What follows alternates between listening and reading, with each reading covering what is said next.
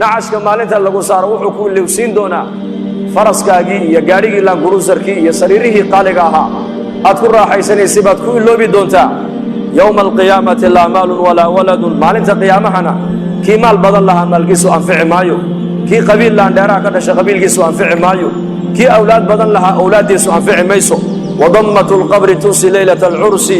mar allii marka qofka qabriga la dhiga buu rasuulku noo sheegay xadiis kale qabrigu sidaa buu iskugu yimaadaa deedna feeraha qofka ayaa sidaa isku dhaafa haddii qabriga isku yimaadkiisa nin ka badbaadi lahaa buu nebigu yidhi sacad binu mucaad baa ka badbaadi lahaa buu rasuulku yidhi calayhi salaatu wasalaam atadruuna man huwa sacad waa ninkii geeridiisa maalintuu adduunyada ka intiqaalay carshiga raxmaanku u gariiray faraxan liquduumihi imaadku adduunyada ka tegey bixidda sacad uu maalintii adduunyada uu ka baxay ayaa ilaahay jalla wacalaa carshigiisa raxmaanka u dhaqaaqay farxad daraaddeed jibriil baa soo dhaadhaco nebiga u sheegay oo yidhi nin asxaabtaada ka mid a ayaa go'ay oo ahlu samuhuna ay ku bishaaraysanayaan imaadku adduunyadii ka yimiday markaa buu nebigu sara kuxuu yidhi yaa jibriil sacad binu mucaad baan u malayn buuhi inuu go'ay deedna uu soo degdegay nebigu calayhi salaatu wasalaam ilaa saxaabada rasuulka kabihii ay gashanayn ay ka go'een markaasay nebiga soo gaadheen markaasay dhaha yaa rasuul allah socodka waa nagu daalisee markaa buu nebigu yidhi haa waa nigu daaliyey sidii xandalo malaa'igtu ay ugu maydhay inay sacadna hortay u maydho ayaa ka cabsoonayo inaan sacad gacantayda ku maydhaan u soo degdegayay buu rasuulku waxauna jibriil ii sheegay buu yidhi carshiga raxmaanku faraxan isagoo ku faraxsan imaadka sacadu adduunyadii ka yimiday inuu carshiga raxmaanku u gariiray ayuu jibriil ii sheegay buu rasuulku yidhi markii janaasadii la soo saaray la qaaday bay munaafiqiintu yidhaahdeen maydkan fududa markaasuu nebigu yidhi ha odhanina sidaa war ma haystaan idinkuye 70,000 oo malag ayaa maanta arlada u soo daadegay maanta ka horna malaa'igtaasi arlada maynan iman sacad binu mucaad janaasadiisa ka soo qayb galana weynina sidaa buu rasuulku yidhi markii qabriga la dhigana nebigu wuxuu leeyahay qabriga isku imaadkiisa haddii shaksi ka badbaadi lahaa sacad binu mucaad baa ka badbaadi lahaa buu rasuulku yidhi wadammatu lqabri tunsi leylata alcursi habeenka u horraysay zafaafka waa habeen taariikhda ku qoran weeyaan habeenka u horraysay nin kastoo dhallinyara uu gabadhiisa zawjadiisa xalaasha uu la aqalgalay iskugu horreeyeen habeenkaa waa habeen taariikhiya weyn lama iloobo laakiin isku imaadka qabrigu isku imanaya marka u horraysa lagu dhigo habeenkaasaa lagu halmaamaa buuhi ninka shaacirku aaway shucuurta iyo dareenkaasi maanta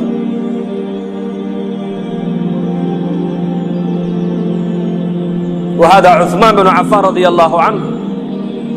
ذي النورين markuu qabuuraha dul yimaado ilmadu garhkiisa qoyn jirtay ilaa laabtiisa waxaa la yidhaha cusmaan jannadiiyo naarta ayaa laga sheekeeyaa ma oydida qabriga markaad dul timaadda maxaa loo oydaa baa lagu yidhi waxa uu nebigu noo sheegay calayhi salaatu wasalaam ayuu yidhi qabrigu waa aqallada adduunyada ugu dambeeya weeyaan waana aqallada aakhiro ugu horreeya halkaa ninka ku nabadgalana nabadgelyadii runtaa u dambaysa buu rasuulku yidhi halkaa ninka lagu cadaabana cadaabkii weynaa baa u dambeeya buu rasuulku yidhi cusmaan radia allaahu canhu waardaah waa saxaabigii jaliilka ahaa ee adduunyada ilaahay ku imtixaamay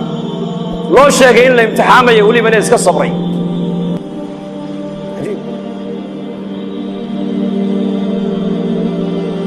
beertii nebigu uu ku jiray buu albaabka loo garaacay nebiga abaa muusa alashcari baa iridda taagnaa markaasuu nebiga u sheegay yaa rasuul albaabka waxaa garaacaya abibakar markaa buu nebigu yidhi soo gal ka dhe abubakar jannana ugu bishaaree haddana abaa muusa halkii buu fadhiistay haddana waa la garaacay waayo waa cumar waa kuu soo idan qaadiya u kaadi yaa rasuulallah cumar baa albaabka jooga soo gal ka dhe jannana u bishaaree haddana waa la garaacay yaa rasuulallah waa cusmaan baa albaabka taagan u bishaaree janno balaayaha siibi doontana u bishaaree buu rasuulku markii loo sheegay layidhi nebigu jannana uu kugu bishaaraynayaa adduunyadana balaayo iyo masiiba kugu dhici doonta wuxuu ku jawaabay allahu lmustacaan aad safka hore ku wada tukataan ama mid meelahaas ka barjeeyo qaraabadiinna hadduu 2 jeer ku yidhaahdo warniyo manaan baa kugu arkado baabur kula qallima ka warran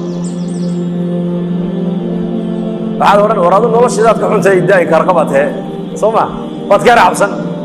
waa mid meelahaas ka barjeeyo qaafila oo masaajidada iyo diintii ilaahay cilaaqa la lahayn hadduu 2 jeer riixun kuu sheegaa saa u nixo oo sidaa u qarqariyo ruuxbaba kuu dhacaya محمد عليه الصلاة والسلام صادق المصدوق ما هو شيء إنه بلايا الدنيا كوا أصيب دونته وعو لي هذا الله المستعان.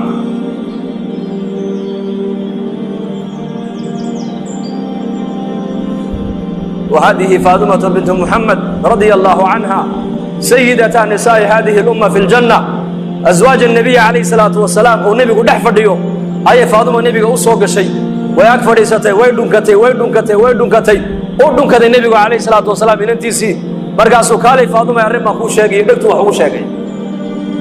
وعيد روان للما قد عادت فاطمة عائشة أركيسة أم المؤمنين رضي الله عنها مرقابو النبي يقول هذا كالي فاطمة أركي كلا أخو شاقي دكتو أحكى له أخو شاقي إسلام أركيبا فاطمة هذا هو يقص الشيء فرحة عائشة مالين دنبا ويردي وترى أرنتي مالين تادي أباها إني دحمرتي إن مرنا كويدي مرنا أتكفر حد إيشك مرقابي ترى هو يكون شيء ما يصير تاس أنا جي النبي نقد حيسو كوما شيء يو ولكن عائشة ما يهالمامنة مرقي النبي عليه الصلاة والسلام الدنيا وكي انتقالي أي مالين ويردي كتري ما دام النبي الدنيا كي انتقالي سرتي هذه النبي نقد حيسو ما عندنا شيء ويكون بناته إيشك مرقاسي ترى هذا وأكون شيء يا أرك سرت ورئيس كل المية وحي هاي وعويشة جريدي سويشة إني دودة هاي لأنوان هو يبيتين وإنت دوار كيسين سرت الله بعض ويشة كفر حي وحي بحيد ويقول يرها وين فاطمة يا أمس ميانا درالك وحين هوينك أمة النبي محمد الجنة قلايا قبل وجود رجس الرئيس وقبر واقعا إني لا هاي كارد ميانا درالك هين رالي بانا هاي تري روايات كلنا وحنا النبي كويري هوين أمس فاطمة أهل كيجا qofka dhimashada igu soo xigo adiga aabus igu yiri dadna waa farxay bay tiri qof dhimashadiisi loo sheego farxay ka warramay intuu diyaar garoobo qofkaas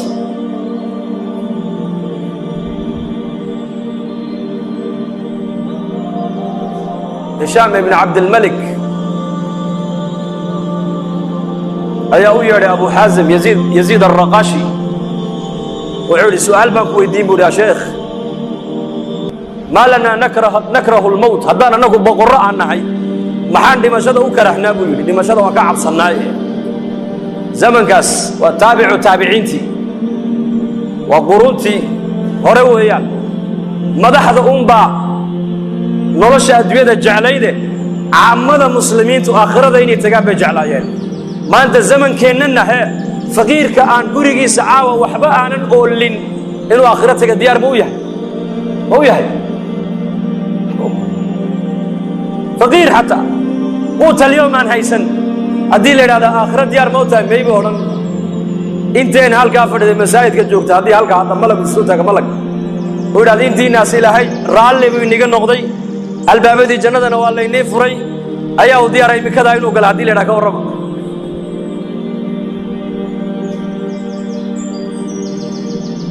تحويري أبو حازم بايدي وعد مشهد أوكر هيسان أنا أقول جوابي هاي الدنيا ذن أياد عمرتين واذكر حسين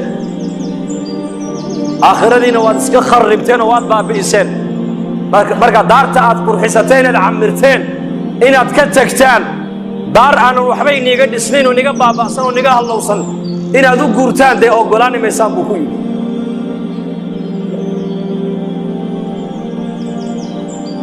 قرمي آخرة جعلان يا قرمي اللي كلك إلهي جعلان يا وعمرك دتك أعمالك الرئيس وعمرك السهي أي كه الرئيس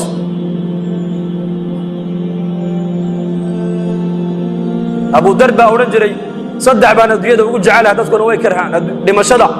هي فقرقة هي بوكتانتا صدع على دتك نوي دب صداني يقولون جعلها يبويلي مع الله جعش هاي بان لقوا يلو وحنا جعلها فقرقة وتواضع بودي تواضع بالله لا فقرقة حنونك وحنا لا جعلها ودم داف كلما قفك مؤمنك وحنا صدب الدم بالله دافا دمشق وحنا لا جعلها ما قرن إنسان بيقول ما ينوشك لا كل قرب بيجيبان جعلها لا أنا تذكاسي وحبين قدم تانيكم قال انتو دمنا يا أبو در إلا عبو كليك كل انتي ماشي الربد اللي يدع حاسك سيبه ويري سوى السكرات ويكد الأويدي مرقاس وكلنا بحال له يساع مرقاس يقول لي كاما مارمي كرو كما مايدي كرو kuma aasi karo mara kafan kuu noqotona kuma hayo markaasuu ku yidhi dhegayso halkaa u bax tuurkaa u bax buu ka yidhi safar jamaaca mu'miniina soo mari doontee kuwaaba anigay aasi doonee iigu yeedh buu ka yidhi markaasay ku tidhi xaggee dad aan ka arkaa bay tidhi xaggee dad ka soo maraan xilligan jidka xaajigii xajka ka noqonayna uu go'ay haddee toole oo xajkiina mar horaa laga noqdee dadka dariiqa soo marayaad sheegaysa waa dadkee bay ku tidhi nayaa ay dhegaysa buu yidhi koox anigu aan ka mid ahay annagoo maskiidka dhex fadhin oo xalaqad fadhina ayuu nebigu nagu soo baxo wuxuu yidhi mid baa iniga mida ininka keligii cidlo ku dhimani doona keligii buu cidlo ku dhimani doonaa aaskiisana jamaaca muslimiin oo mu'miniina ayaa ka qayb geli doonta raggii maalintaa aan la fadhiyey nin kasta uu dhintay nin magaaluu ku dhintay nin tuuluu ku dhintay nin reerkiisiibuu ku dhintay ninka cidlada ku dhimanaya nebigu sheegay ee jamaacadda mu'miniintu aaskiisa ka qayb geli doonto waa anige ordoo tuurka u baxo jamaacaddii nebigu sheegay baa soo mari doonta iigu yeedh buu ka yidhi bal sida hadalka nebiga u rumaysan yihiin dadkaas muslimiinta maanta adduunyada joogta iyo muslimiinta qarniga caalamka joogtay farqiga inoo dhexeeya waa yaqiin khabarka nebi maxamed ay ka maqleen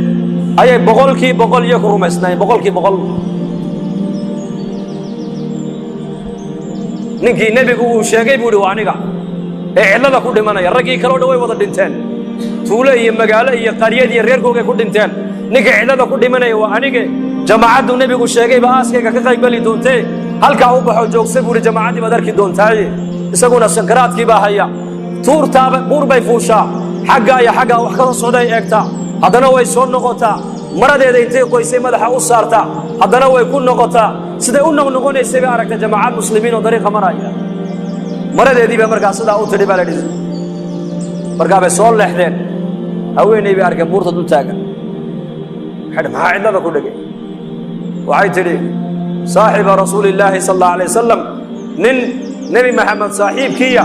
ayaa cidladaa ku dhimanaya kaalayo ila aasa bay ku tidhi markaasay idhahdeen oo waayo waxay idhahdeen waxay tidhi waa abudar alkhifaariyi radia allahu canhu abudar baa cidlo ku dhimanaye kaalayo ila aasa markaasay soo yaaceenay idhahdeen nufdihi biaabaa'ina wa ummahaatina hooyooyinka iyo aabbahaya ayaa ku furanaynaaye masaaxiba rasuulillahi baa cidlo ku dhimanaya markaasay abudar oo sakaraad ugu yimaadeen markay dhulka ka soo qaadeen dhabta ay ku qabteen uu indhaha kala qaaday horta wuxuu ku yidhi bishaaraysta mu'miniin baa tiinoo nebiga idin sii sheegay buu yidhi xadiiskii nebigu markii buu bishaareeyey ta kalena wuxuu yidhi dhegaysta laba qof oo muslimiina walaalkood ma dhinto hadday u sabraan oo aynan u ooyin oo ixtisaabna ilaahay ajar ka dalbaan oy u sabraan addoonkaasi naar ma arkee waa niga dhimanayaa maantuu cidlaan ku dhimanaya nebigaa i sheegee hay ooyine iska sabr buu ku yidhi arrinka saddexaadee nii sheeg waxa weeyaan mara kafan igu filan haddaan haysto iyadaa kafan layga dhigi lahaa laakiin ma haysto xaaskayguna mara kafan igu filan hadday haysana maradaabaa kafan layga dhigi lahaa iyaduna ma haysatee idhegaysta walaalahayo raggiina meeshaa maraya dowladda islaamka nin u soo shaqeeya hadduu inigu jiro dharka uu sitaa aniga kafan hayga dhigini buuhi kafan ugama barin dharkaas muxuu dhowrayaa xaaraantuu ka dhowrayaa jidhkiisa inay taabato diin buu wataa taqwad buu wataa iimaan buu wataa zaad buu wataa zaadkaa uu aakhiro la tegaayo inuu ka boodhooba ayuu diidan yahay innagana zamankan halkeen maraynaa waxaan ku cuninba waa la cunaa ilaa wax walba cuntay soomaaliya gaajada unbaa xaaraana bay ku odhanayaan gaajada unbaa xaaraana kullu jismin nabata fi lxaraami fannaaru awlaa bihi jidh kastoo xaaraan ku kora buu nebigu yidhi naartaa u xaq loo cuni doonta buu rasuulku yidhi xaaraantu iska daa adiga ilaa oo shahwadaaday taaiirisaa shahwadaada way saamayn ubadkaaga xaaraanta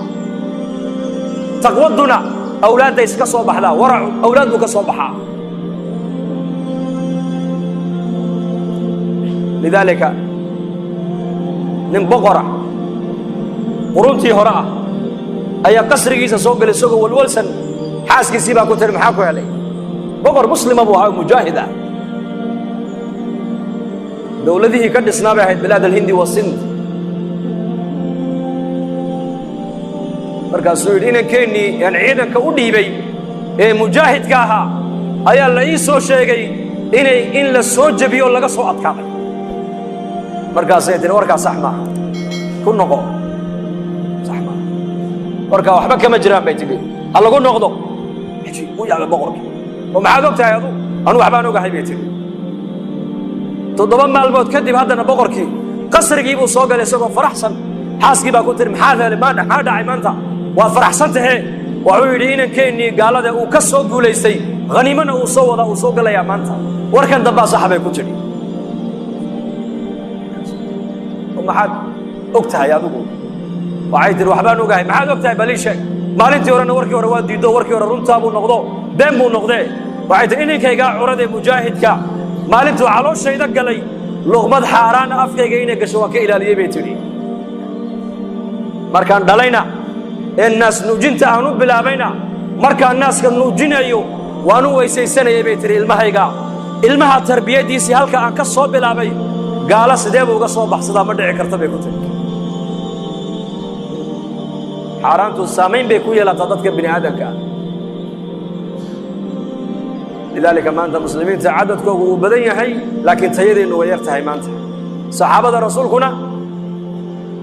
cadadkoogu uu yaraa laakiin maxaa badnayd tayadooda ay quality bay ahayd quality muslim quality bay ahayd